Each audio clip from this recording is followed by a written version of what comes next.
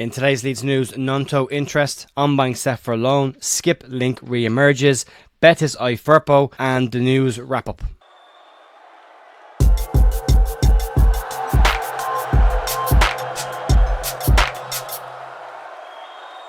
Morning folks, Jay here on Tuesday morning the 16th of July with your Leeds United news. Sorry, smothered with a head cold, so I'm all over the place today, but we'll get through this. There's not a massive amount of stuff. It's gone quiet again. I lean back to that thing of when it goes quiet, maybe something's about to happen, but it could be exits this time. There's a lot of people getting wound up about the potential of Willie Gnonto and Chris Somerville both moving and leaving the club. That was completely expected throughout the summer. It looks like it's now going to happen. And a couple more exits, but Leeds appear to be leaving themselves very thin before they eventually decide to make their moves for some players, but there is some links and we'll get to them in a sec. We'll start off with the Willie Gnonto situation, and last night Fabrizio Romano tweeted that Everton had a real and concrete interest in signing the Leeds United winger. Newcastle United and Aston Villa were also said to be two clubs that are interested in purchasing the player, although Villa have said their interest is waning as they look at other potential options. Leeds have said already this summer that if a player wants to leave the club this summer, they will allow that player to leave as long as Leeds' terms are met. Willie Gnonto this time last year went on strike for Leeds United in order to try and force a move to Everton, and this time around it might look like a forcing of a move isn't necessary and the club might just agree to sell the player. The Daily Mail have also reported on this, and they claim that Everton have made a fresh approach to Leeds United for the player, and Aston Villa have turned their interest away from Gnonto now towards Jadon Philogene at Hull City. Others say that Newcastle are a front-runner team in the mix for this as well, but they're also said to be interested in Crescencio Somerville as well. Whether that means that one of those players will head to Newcastle or both of them will head to Newcastle, I suppose we'll find out in time. Last season, Leeds rejected a £25 million bid for Willie Gnonto as they valued him at in and around £30 million.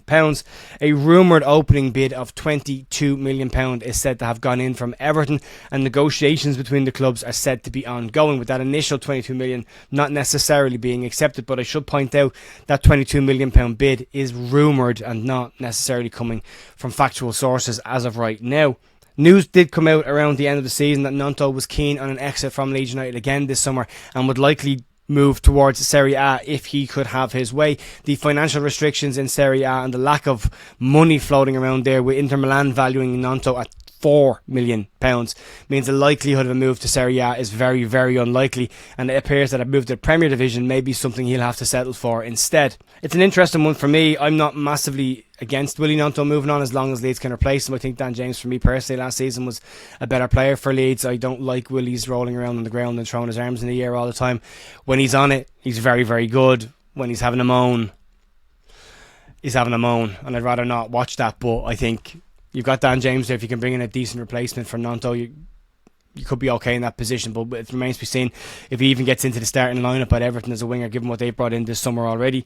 Moving on to a player there whose future may be away from Leeds United in the short term, and that's Leeds United young goalkeeper Daryl Ombang, who is set to be the latest underage player to move away from the club and try his hand at some first team football on loan. Ombang has been on trial at National League side Farsley Celtic for a couple of days, and now it appears that the player and the club are both set to sign papers and make the loan deal official. Ombang has got competition in the under-21s with Leeds, with Harry Christie and Rory Mahady as the two other goalkeepers right behind him in the pecking order. Obviously, Christie has had some first team experience being on the bench for Leeds in the FA Cup games last season, and Rory Mahady's coming off the back of an incredibly strong season with the under-18 side and the FAU Cup run. Ombang will now get a chance to play some first team football and push his case forward for breaking into the Leeds team going forward after this year. It's a 1 year loan by the looks of things. If everything goes through, if everything is tidied up and is done properly, he could be on his way pretty soon. So we wish Daryl all the best on his loan, and fingers crossed he has a fantastic season ahead for him, but we'll keep an eye on him during loan watch as the season goes on. Northern League sides are harder to keep an eye on because results aren't always easily available, match reports aren't always easily available, but we'll try. A player who has been linked with coming into Leeds as a potential replacement for Glenn Kamara, and I would take this one with a hefty pinch of salt as this is a name we've all heard before. According to a post from Football League World, they claim that Leeds United have already lined up their replacement for Glenn Kamara, and the name is one that won't surprise many people, and it's a name we've heard before, and that is Tottenham Hotspur central midfielder Oliver Skipp. Leeds tried to include an offer for Oliver Skipp in the Archie Gray sale to Spurs, but were knocked back at that that stage and instead brought in Joe Rodon as part of that deal. George Dempsey, writing for Football League World, has said that Leeds are lining up a fresh move for the central midfielder as a Glenn Kamara replacement. The article also states that they feel that Leeds have two central defensive midfielders already in Ethan Ampadu and Ilya Gruev, but they feel that Skipp gives them more depth and more options in that part of the field. Spurs are said to want to get a replacement for Oliver Skipp in before they agree to any form of a move away from the club. The rumoured move right now is said to be a loan with an option to buy from Leeds United, and although Spurs are considering it, they won't agree to a move until they've brought in a suitable replacement for Skipp. Skipp has averaged 20 games a season for Spurs since he's been there, mostly cameo positions for him, and a move down in the Championship might kickstart his career, but he's on £48,000 a week, which means some adjustment in salary would probably be needed in order to get that one across the line from an FFP perspective. I see lots of people online saying just spend the money, just spend the money. It's easy to spend other people's money when it's not yours, do you know what I mean? But it's, with this one, for me, the PSR stuff's an issue. They've got to keep the wage bill down. They've got to keep an eye on that. It has to be done. Leeds don't want the points deduction. Anyone who thinks taking a points deduction for the season is a good idea needs to recalibrate their thinking on this, I think, because Leeds need to go into this season with every possibility of getting promoted. And right now, it's very thin on the ground in terms of players. Getting a points deduction on top of that wouldn't be a great idea as well. So Leeds have to be smart. I'd like to see Oliver Skipp come into Leeds. I think he'd be a really good player for Leeds. I think he would suit the style that Leeds have. I think Leeds fans would really get behind him. It's been around for a while though and nothing's really happened. If it does happen, I think it'll be a late move, late in the window. I think any of the loan moves of Premier Division clubs are likely to be late in the window. That goes for Gilchrist at Chelsea, and it goes, for me, in my opinion, it goes for Skipp at Spurs as well. I think it could be later on moves, but we'll wait and see. The article does state that Leeds will make the move as soon as Glenn Kamara completes his exit away from the club. Moving on to another player who's been linked with a move away from Leeds United, and this again is tongue-in-cheek and pinch of salt and everything else, but this relates to Junior Firpo. According to ABC Sevilla in Spain, they claim that Real Betis are not done with making moves for Leeds United players just yet. The article claims that after Diego Llorente and Marc Roca's deals were done, that Betis have now turned their attention to bringing Junior Firpo back to the club. Betis were linked with bringing Firpo back to the club this time last year, and again in January during the winter transfer window. Nothing materialised at that time, and Junior Firpo went on to be one of the first names on the team sheet for Leeds United for the back end of last season. The report now claims that Betis have contacted Leeds about a possibility of a move for Firpo, but ABC Sevilla claim that during the negotiations for Marc Roca and Diego Llorente, Betis also mentioned the opportunity of bringing Junior Firpo back to the club. At that point, it was knocked back. It's said in this that they see Firpo as a backup option to current left back Roman Parad at the club, which means he won't be playing a huge amount of football, and Betis aren't willing to pay a huge amount of money. Anyone who remembers what went on with the Rocket and Llorente deals knows that Betis won't spend money if they don't have to at all. So if Leeds can hold firm on that one, they'll be okay.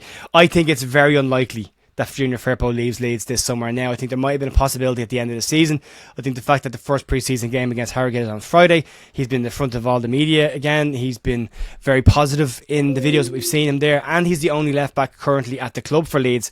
That leads me to believe that he stays put this season, I believe. And then just to wrap up some of the rumours and bits of information that have been floating around over the last couple of days and give you the latest take on them rather than wrapping them into a full article.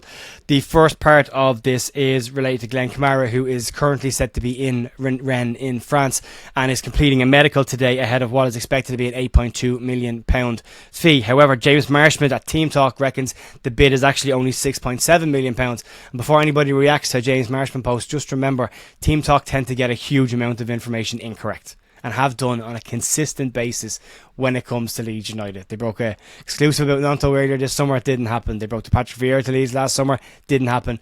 And they said that Leeds were being bought over by Qatar Sports Investment, who own PSG, and that didn't happen. They had to print a retraction around that one. So anything that comes from any of the lads at Team Talk, I would say take it with a pinch of salt. He could be correct, he could be accurate, but anywhere between 6.7 and 8.2 million pounds for Leeds for Glenn Kamara as he heads off to Rennes. Other news that's come out as well, and this is a rumour. Again, it's only a rumour at this point. This one relates to Jayden Bogle offer. It says that Leeds have made a second bid for Jayden Bogle, rumoured to be in and around £4 million, and that has been rejected by Sheffield United, who are consistently sticking with they want more than £6 million for the player. If Leeds go back in with 5.5, maybe they'll get him.